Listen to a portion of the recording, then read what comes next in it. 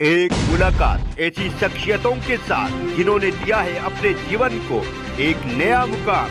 रूबरू कराएंगे ऐसी कुछ हस्तियों के साथ एक खास शख्सियत के साथ मुलाकात। जयदेव पटेल के साथ नंबर 1 इंडिया न्यूज।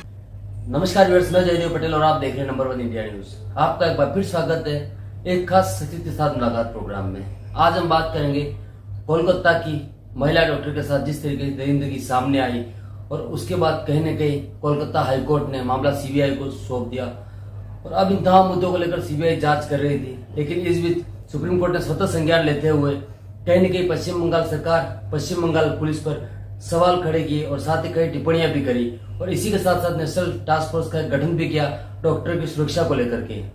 आखिर इन सारी जो टिप्पणियां हुई इसके क्या मायने हैं, इन्हीं तमाम मुद्दों पर बात करने के लिए हमारे साथ खास मेहमान है इलाहाबाद हाईकोर्ट के पूर्व न्यायाधीश जस्टिस आदित्यनाथ मित्तल। जस्टिस मित्तल, आपका बहुत बहुत स्वागत आज हमारे प्रोग्राम में। Thank you ji justice Mittal, आपसे मेरा पहला सवाल है कि कोलकाता महिला के साथ जो एक डॉक्टर थी बर्बरता जो की गई उसको लेकर सुप्रीम कोर्ट ने स्वतः संज्ञान लेते हुए आज जो सख्त टिप्पणियां करी उसके क्या मायने आप देखते हैं? देखिए, जब राज्य की मशीनरी ऐसे विभत्स हत्याकांड और बलात्कार के मामले में कोई कार्रवाई करने से हटती है, मैं यही कहूंगा कि हटती है, तो ऐसे मामलों में माननीय न्यायालय को संज्ञान लेना पड़ता है। इसमें माननीय कलकत्ता उच्च न्यायालय ने भी संज्ञान लिया है और अब अल्टीमेटली माननीय सर्वोच्च न्यायालय ने इसका संज्ञान लिया है। और माननीय सर्वोच्च न्यायालय ने सुनवाई के दौरान बड़े ठोस प्रश्न याचिकाकर्ताओं से, राज्य सरकार के अधिवक्ता से और सीबीआई के अधिवक्ता से किए। और सबसे पहला सवाल उनका यही था कि पीड़िता के परिवार को गलत सूचना क्यों दी गई कि वो बीमार है या उसने आत्महत्या कर दी है। जब 7 बजे कॉलेज के प्रिंसिपल को ये ज्ञात हो गया कि इस प्रकार से एक हत्या हुई है या मृत्यु हुई है, तो उस पीड़िता डॉक्टर के परिवारीजनों को सूचना देने में देर क्यों लगाई। दूसरा, उन्होंने ये भी पूछा है कि पहला दायित्व तो एफआईआर करने का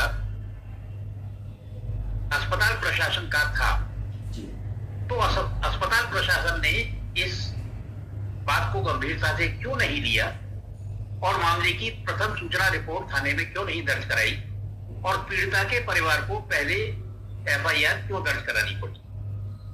तीसरा, उन्होंने ये भी पूछा, जो सबसे महत्वपूर्ण बिंदु है, कि सामान्यतया जो प्लेस ऑफ ऑकरेंस है उसमें क्राइम सीन क्रिएट करने के लिए उसको सुरक्षित किया जाता है।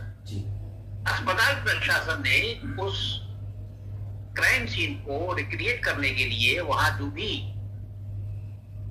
तथ्य थे उनको मिटाने के लिए, मैं तो यही कहूंगा कि अस्पताल प्रशासन या इस मामले में जो लोग संलिप्त हैं उन लोगों के ही 7,000 लोग थे जिन्होंने अस्पताल में जाकर के न केवल सामान्य तोड़फोड़ की बल्कि जो घटना स्थल के साक्ष्य थे उनको भी नष्ट करने का प्रयास किया गया। और देखिए, शक की सुई डॉक्टर घोष जो कि प्रिंसिपल थे उनकी ओर ही जाती है और उनको किस कदर राजनीतिक संरक्षण और सरकारी संरक्षण प्राप्त है, इसका ज्वलंत उदाहरण यही है कि उस स्कूल से उन प्रिंसिपल साहब का ट्रांसफर करके तुरंत ही उनको नई नियुक्ति दे दी गई और उनको 8 घंटे के अंदर नई नियुक्ति पर ज्वाइन करा दिया।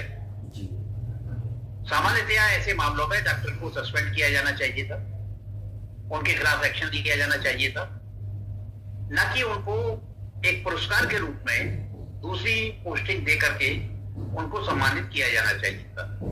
तो इसमें बहुत से ऐसे बिंदु हैं जिनका न तो सरकार के जो अधिवक्ता थे माननीय श्री कपिल सिब्बल जी, उनके पास कोई जवाब था और सीबीआई के सवालों का भी और याचिकाकर्ता के सवालों का भी उनके पास कोई जवाब नहीं था। इसीलिए माननीय सर्वोच्च न्यायालय ने 2 दिन बाद यानी थर्सडे को इस मामले की स्टेटस रिपोर्ट मांगी है। ये एक तरीके से पुलिस की अकर्मण्यता, लापरवाही या जानबूझ करके किया गया ही माना जाएगा कि घटना के 4 दिन तक उन्होंने विवेचना में कोई विशेष प्रगति नहीं की और यहां तक कि जो लोग उसमें संलिप्त थे उनको गिरफ्तार भी नहीं किया गया जी। तो निश्चित रूप से माननीय सर्वोच्च न्यायालय ने जो कदम उठाया है वो स्वागत योग्य है।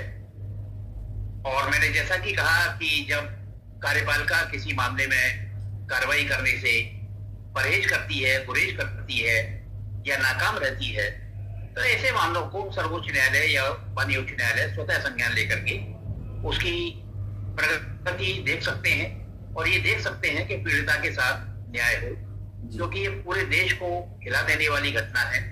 हालांकि तथ्य तो ये भी निकल करके आ रहे हैं सोशल मीडिया पर कि इस अस्पताल में मानव अंगों की तस्करी का काम बड़े पैमाने पर किया जाता था और उसमें डॉक्टर घोष सम्मिलित थे और उस पीड़िता को इस बात की जानकारी हो गई थी और इस बारे में वो तथ्य जुटा रही थी। तो घटना को एक नेचुरल रूप देने के लिए सबसे पहले उसका रेप किया गया। रेप करना उनका उद्देश्य शायद नहीं था, उसकी हत्या करना ही उद्देश्य था। तो पहले घटना को दूसरा मोड़ देने के लिए उसके साथ रेप किया गया और रेप करने के बाद उसकी हत्या कर दी गई। एक और महत्वपूर्ण बिंदु जो निकल करके आया है वो ये है कि पीड़िता अपनी डायरी मेंटेन करती थी और वो अपने पिता के साथ उस डायरी को शेयर करती।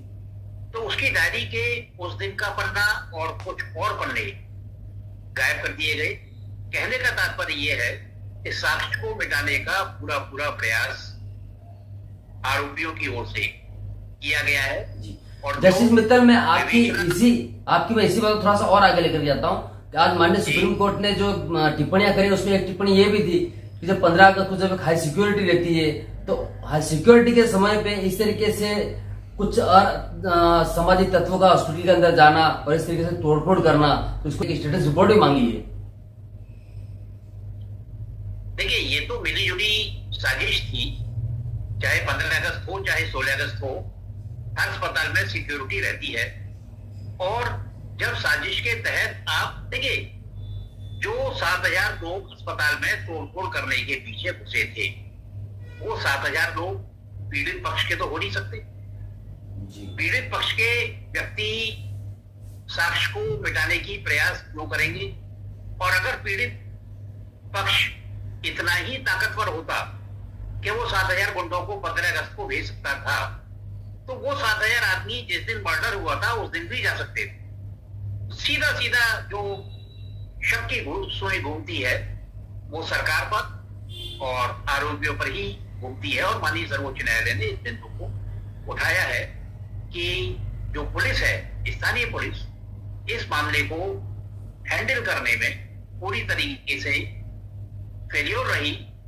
और सीबीआई के वकील ने तो यहां तक कहा है कि वेस्ट बंगाल के डीजीपी को भी तुरंत हटा दिया जाना चाहिए।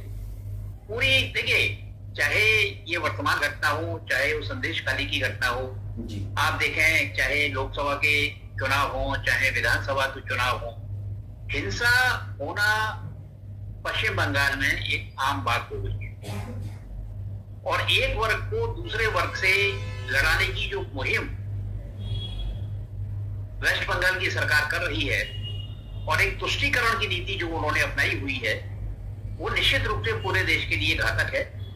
और ये बात किसी से छिपी नहीं है कि किस प्रकार से अवैध शरणार्थियों को वहां शरण दी जाती है, उनको पूरा सहयोग दिया जाता है और अपना वोट बैंक बढ़ाया जा रहा है।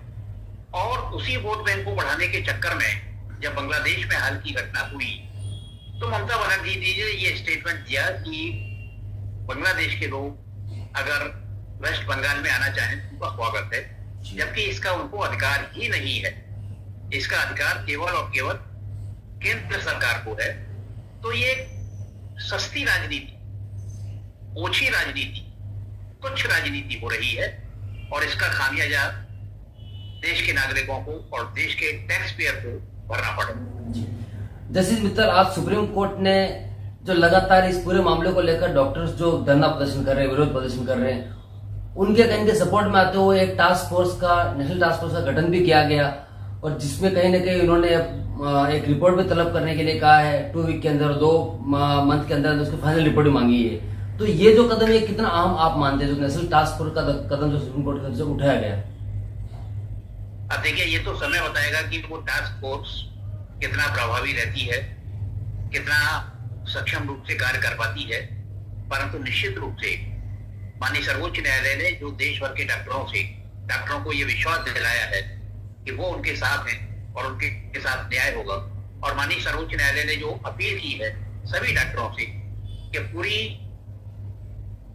इलाज व्यवस्था उनके हड़ताल पर जाने के कारण चरमरा गई है, इसलिए वो तुरंत काम पर वापस आ जाएं। ठीक है, मैं विरोध प्रदर्शन को गलत नहीं कह रहा, परंतु विरोध प्रदर्शन भी एक सीमा तक होना चाहिए और उस सीमा में ये भी देखना चाहिए कि जो और बीमार लोग हैं उनको कोई क्षति ना पहुंचे।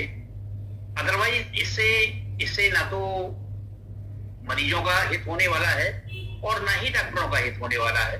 तो माननीय सर्वोच्च न्यायालय की ये अपील पूरी तरह स्वागत योग्य है और मैं अपेक्षा करता हूं देश भर के डॉक्टर बंधुओं से कि वो माननीय सर्वोच्च न्यायालय की इस अपील पर विचार करते हुए तत्काल अपने काम पर लौटें। और चिकित्सा व्यवस्था एक ऐसी व्यवस्था है जिसको हम लंबे समय तक पंगु नहीं रख सकते।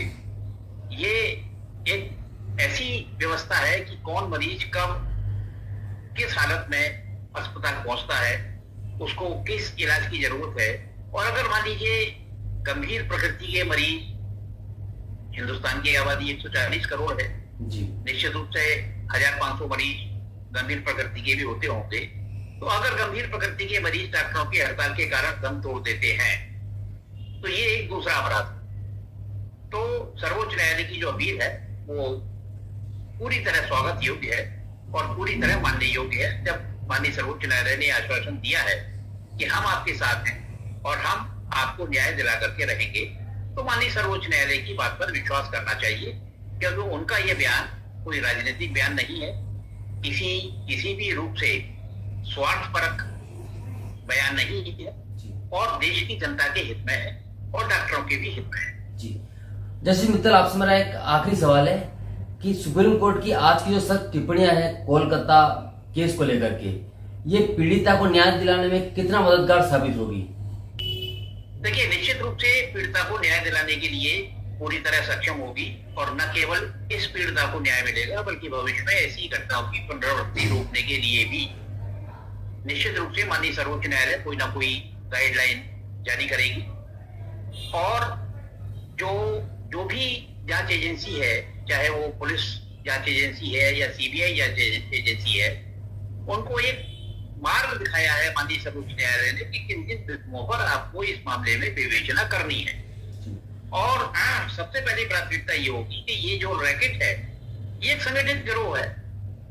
जो घटना हुई है ये किसी एक या दो व्यक्ति की नहीं है और इसको रेप की घटना के बारे में नहीं देखा जाना चाहिए केवल, ये एक संगठित गिरोह है।